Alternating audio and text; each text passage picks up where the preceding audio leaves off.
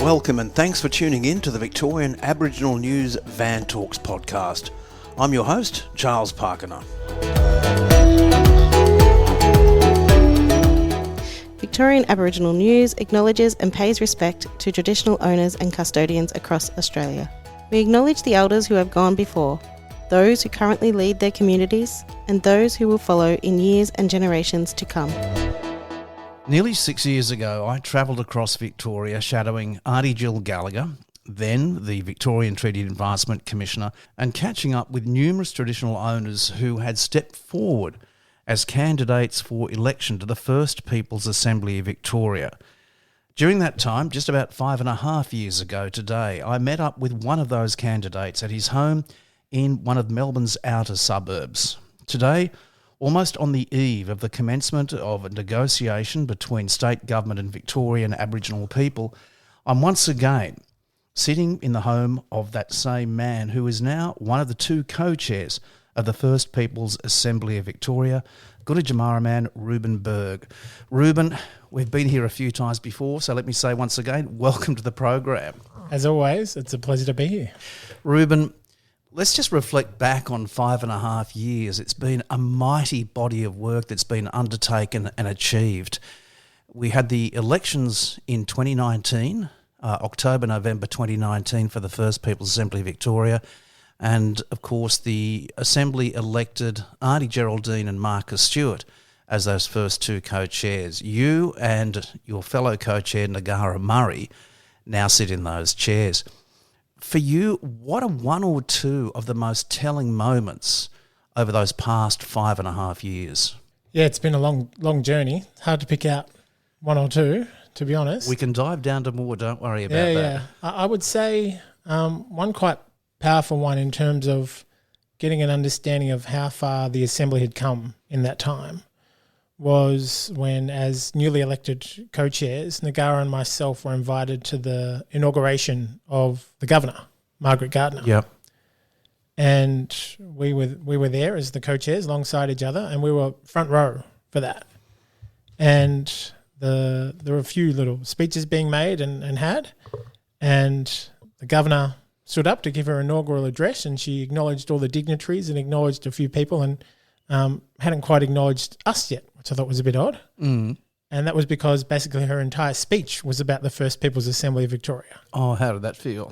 It was pretty powerful to think that this is the status that we had grown this Assembly. This is we as the Assembly members, we as our community had grown the Assembly to that status that we were a key talking point of the Governor of Victoria's opening address.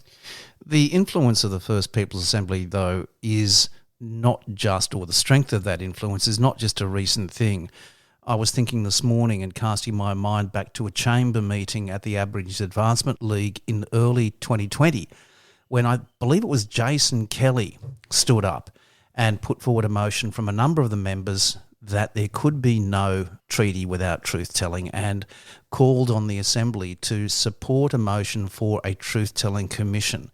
Do you remember that event out at the League? Must be etched in the memory. I do, absolutely, because that was for that term of the Assembly, that was what felt like the last time we were all together, because after that we went into lockdown, so never got together again in person. But yeah, absolutely remember those conversations around this key concept of making sure we had the truth-telling happening as in parallel with the treaty process. How important has the truth-telling process, the work of all those amazing commissioners and the truth-telling receivers and all the support staff, how impactful has that been on the ongoing work of the Assembly over these past nearly 6 years? Hugely impactful, and I think we're still yet to see the full impacts of that.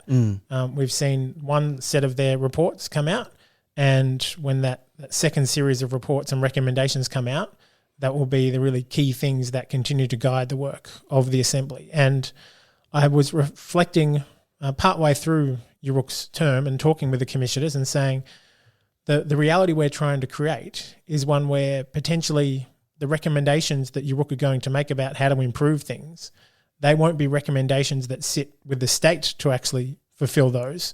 There's a chance that we're going to create an environment and a landscape through this treaty space where the Assembly will be in a position where it can be responsible for actually putting in place those recommendations.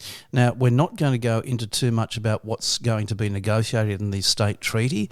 That we're discovering more about later on this week at a special event being held by the First People's Assembly of Victoria. Just for the audience, this is much more reflective piece because it's important to understand where the Assembly has gone through, the challenges and importantly the successes. Now, Reuben, you did mention lockdown then, and it was an extended lockdown here in Melbourne and across much of Victoria. A lot of people thought lockdown was going to really slow down the work of the Assembly. But during lockdown, the decisions were made that we'd be going for a hybrid treaty. All the work continued on the development of the treaty negotiation framework. Did it slow down at all? I think it definitely slowed down in some capacity, and it made us have to kind of rethink about how we would go about doing our business. I think we'd anticipated being out there in community, going along to community events and chatting to people about treaty. There were no community events, so we had to create an online space to be able to have those conversations. That inability to get out there and actually be face-to-face with community right across Victoria, I am well aware, and a lot of listeners will be well aware, created a great deal of friction, but that seemed to have been managed quite well. I want to get into the development of the treaty negotiation framework, that incredible document which, look, I'll be very upfront, to sit down and read it from front to end is somewhat dry, but definitely is the framework of frameworks. What are some of the challenges that were involved in developing that rule book for state and local treaties?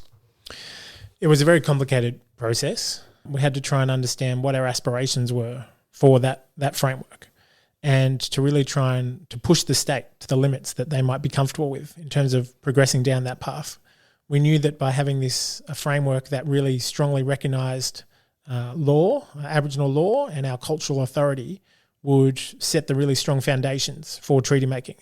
And so to be able to have those conversations with the state and make sure that we could get that embedded within it, they were complicated conversations, and we had to navigate various different paths to try and make sure we could get there. But I'm really proud of that treaty negotiation framework. What are some of the highlights of, I suppose, the last 1.5 years since you've been the co-chair? Because it's a 2-year term this time, isn't it? Yeah, so we've got an 18-month kind of check-in. Yep. But it's a 3-year for our full term as members. Yeah. Right. Yeah. What have been the highlights? Well, it was very unexpected to get thrust into a referendum, to be honest, as part of all that. And we'll come to that in a minute. And that was, I had the great privilege as one of the co-chairs to kind of be at the forefront of some of those conversations and stand on the steps of the State Library alongside ministers and talk about the benefits of the voice, and to talk about the benefits of the treaty process we have here. And that was a moment I'll never forget from a personal standpoint. I also remember quite vividly in response to some of the really concerning stuff that was happening around Gunditjmara's country. With one of the members of the Assembly, I recall that quite clearly, yep. That's right. And so we needed to make a stand. And we did a press conference alongside Dylan and myself, and we had all the members standing behind us. And I remember that as a really powerful moment, a kind of galvanising moment, that we would all stand together to kind of address these matters. And that was a really key moment in my memory of this term of the Assembly. You were very quick at the announcement of the failure of the referendum to reassert the main work of the First People's Assembly of Victoria. I recall that on the Friday I actually drove up to Tangerang country thinking I'd just sit there for a couple of days, then received an email saying, well, get down to Collingwood, because on October the 15th there was a media conference with you and Aunty Esme saying quite bluntly, yes, it's failed, but treaty is the game in town. Was that a planned event, that this was going to happen regardless of whether it was a success or failure for the referendum? We're always going to have some form of event to respond to what had happened, absolutely. And as I've said many times now, I was extremely fortunate to know that we were waking up in Victoria and actually had the treaty business to get onto, and that's what we've done. Strategically, was it an important step to take with regard to, I think, really the media, let's say, and getting that message out there so quickly after the referendum, given that a lot of the leaders of the Voice campaign were saying we're just going to be silent for a week? I mean, you, Nagara, and so many of the members were leaders in that campaign. You were just not going to take that week off but go straight into it. We wanted to not draw out, to be honest, any considerations around the voice and the parallels with the treaty process. We just wanted to say this is our response to it and we're moving forward. What were some of the unique challenges that it was almost unexpected, the referendum, almost a year of campaigning. What impact did that have on the work of the Assembly? Because it must have been a distraction. Yeah, I'd say it was a distraction just in the sense that there was another thing for us to be focused on, but we kept doing the work. We knew that regardless of what happened with that federal referendum, it was a very different process to the process we were working on. And so it didn't, I think, make us lose our focus on the work that we had to do. We just knew that there was other stuff happening that was as much as anything there to support our brothers and sisters and our cousins in other states and territories. We were continuing on with our work. Let's take it back now to 2020 with the announcement of the decision to go with a hybrid treaty model. And that is a model that would encompass a statewide treaty that would benefit, all Victorians, but specifically for all Victorian Aboriginal people, and then another part of the hybrid model being for traditional owners. What were some of the challenges in developing that model? I'm glad you come back to that because I think it was probably one of the most impactful decisions we made alongside your Rook was that decision to go for both the hybrid model. And I don't think it was the state's expectation that we would have a hybrid model. I think what were they expecting, just a statewide treaty? No, just traditional owner treaties is my understanding. Right. That was kind of, the Assembly was going to come up with the process for how traditional owner treaties would work and then that would all kind of roll out. And is such that the Treaty Act itself, we had to kind of vary it a little bit to make better account for the fact that that's the work that the Assembly is going to be doing. So it was a really significant step for us to take, and it was really through the realisation that we had an opportunity to make some really significant change, and the best way to make that change wasn't to be able to pick between those two different options of the statewide approach or the local approach, but to go for both. Was there any pushback from the government when you came forward and said this is what we want to do, these two types of treaties? There must have been some degree of dissent at least, I would imagine. Not that I was aware of. We put down our case and it's there in the framework. What about the transition of premiers? We had Andrews move on and Jacinta Allen come in. How did that impact at all, and what were the actions undertaken within the Assembly to re-establish those relationships with the leaders of the government? It was a tumultuous time, really. It was we had the referendum, we had a change in Premier, a change in Minister as a result as well. We had already had connections with Jacinta Allen prior to the change. I'd met her down in Bendigo previously and had developed a good relationship with her, and she already had a good relationship with the Jara people. And it was quite reassuring that when she was selected as the Premier and they had the first press conference, that treaty was one of the things she mentioned as being really important. So that gave us a good sense that there's going to be some changes, but treaty was still on the agenda. Were you heartened by the evidence that she gave at the York Justice Commission? Very much so. Let's now look at the Self-Determination Fund, quite often the forgotten brother of all these things. The Self-Determination Fund, just explain that a bit for the audience if you wouldn't mind. Yeah, so the Self-Determination Fund is a fund that's been established by the Assembly. It's kind of operated by the Assembly, but we created a trust that's made up of experts from our community in financial matters, and they manage the fund, and it has two main purposes. The first purpose is to support traditional owner groups to get ready for local treaties, to make sure they're getting the work done that they need to ready themselves for traditional owner treaties. And we'll come back to that in a minute too, right? And the second purpose, which is a more future-focused purpose, is around enabling us to build wealth and prosperity for our communities. And we'll deal with that one first, though. That sounds very much like, that's what you'd expect from a treaty anyway. Why is it embedded within another organisation or another part of the treaty process? Well, it all sits within the realm of the Assembly. So it's a fund that is owned by the Assembly. So it's not distinct from the treaty-making process. It's just a tool, I guess, to enable us to achieve those things. So the resources that we'll need to go into that fund is what we'll be looking at negotiating as part of a treaty process. Let's now talk about the Self-Determination Fund as it relates to the traditional owner treaties and getting them treaty ready. What does that actually look like for the TO groups?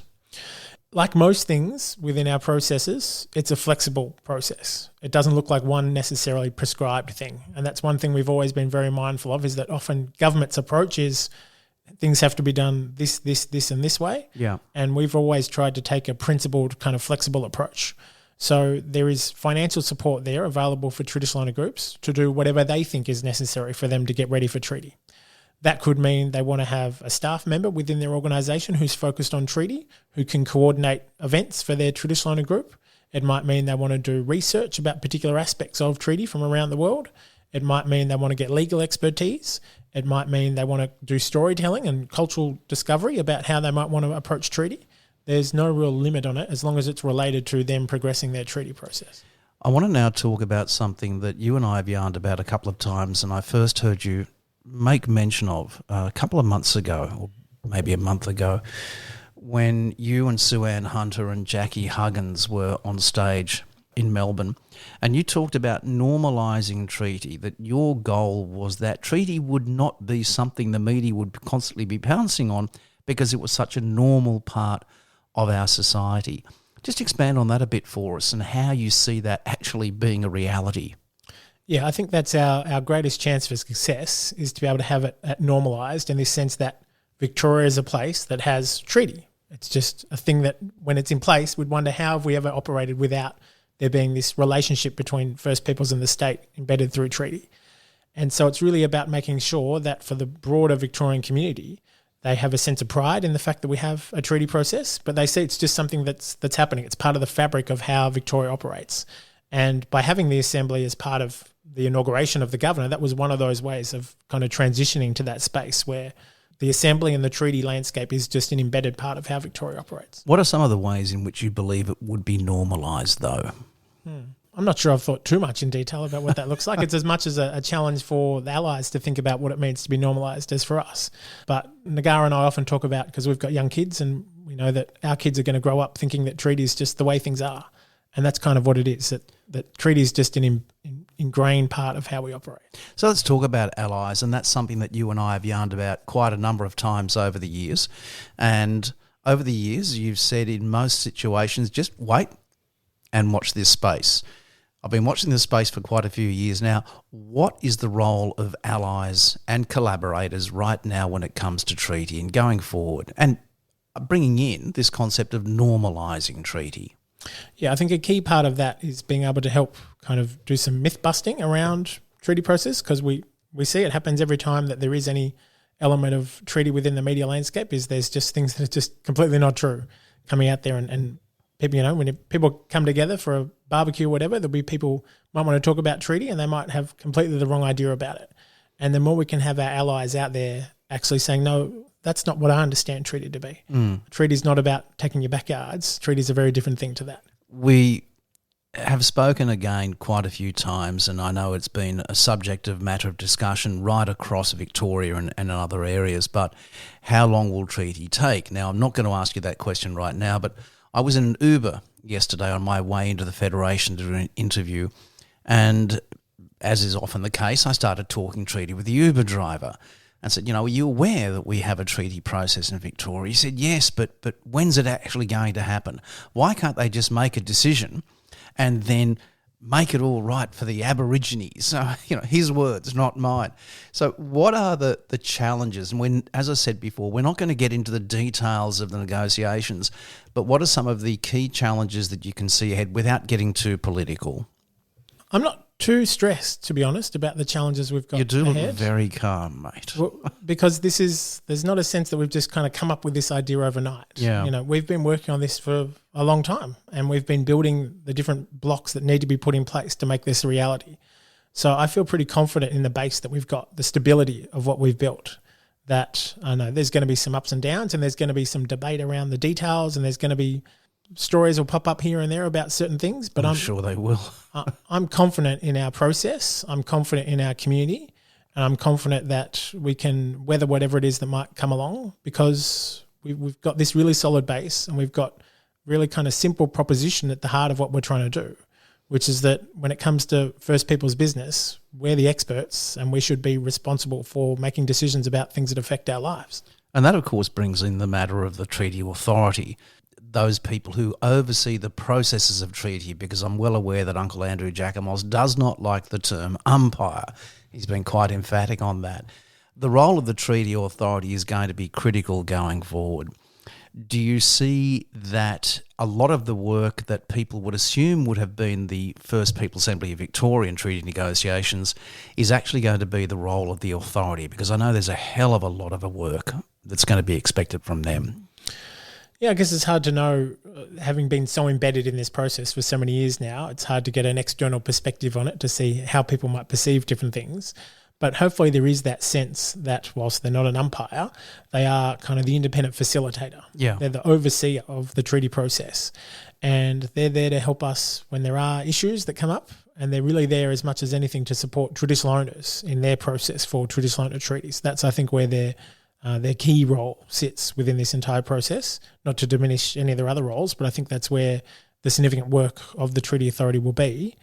But having said that, they do play that really key role in making sure that as a process that everybody's doing the right thing within that. That's both the state and the Assembly and traditional owner groups and additional parties who might come to the table. They're there just to make sure that everybody's acting in accordance with what we've put in place. When it comes to traditional owner treaties, we'll leave the statewide treaty alone on that for a bit.